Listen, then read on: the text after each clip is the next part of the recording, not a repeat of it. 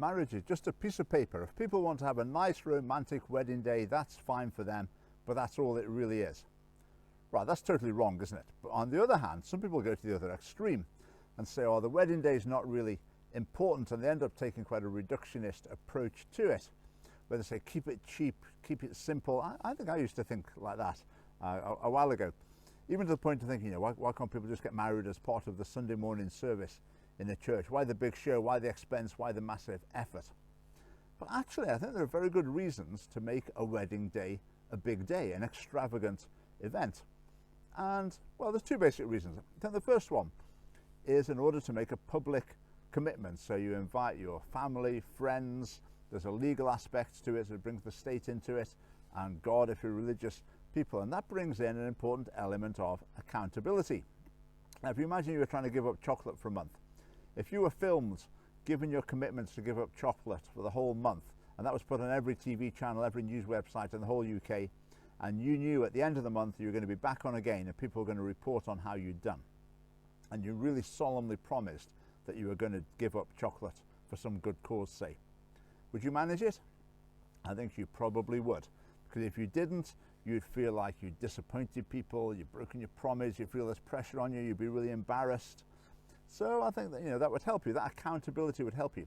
Same with a wedding day. All those people come along and sit there and hear you making these promises. So that gives a sense of expectation, a bit of pressure, if you like. It would be embarrassing to stand in front of these people, make these promises, and then just not keep them. It would be dishonorable, wouldn't it?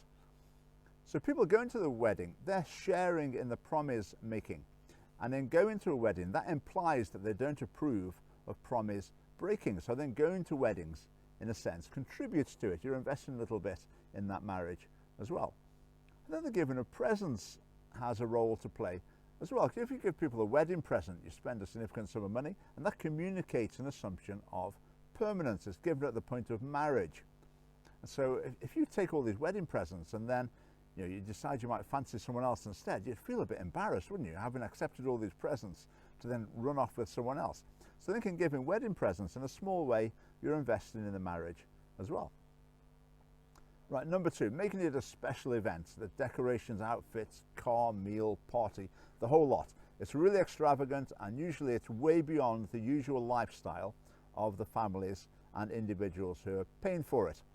So what's the point of it? Is it just an ostentatious display? Is it just a waste? Well, I don't think it is. Okay, by making it a huge event, that's communicating that you're expecting this to be a one-off. You're expecting this to last forever. It's not just, we've budgeted for this wedding, we'll budget for another one in a few years' time. This is the big one. So everyone spending time and money on it is showing how important they think it is.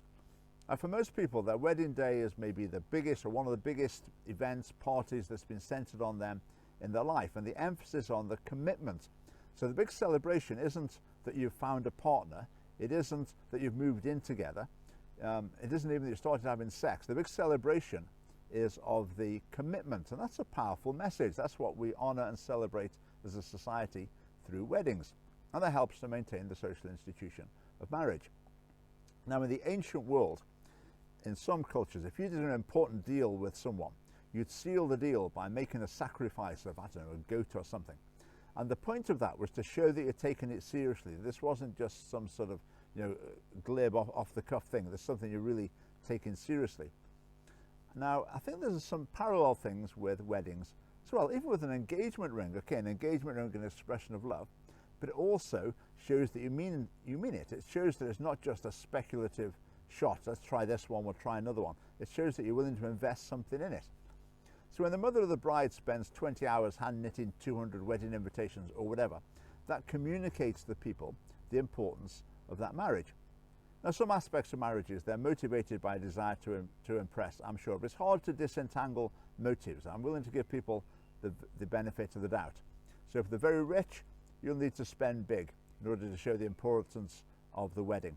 If your resources are quite meager, then you do your best, you invest time in it, and the effect is just the same. Now, what I'm saying here is nothing original, is it? I mean, it's a human universal. Look around the whole world. People make a big fuss about weddings. They make a marriage into a big event. It just comes naturally. It's built into people. It's an instinct, and it's sustained by culture. even though probably the vast majority of people don't really know why they're doing it.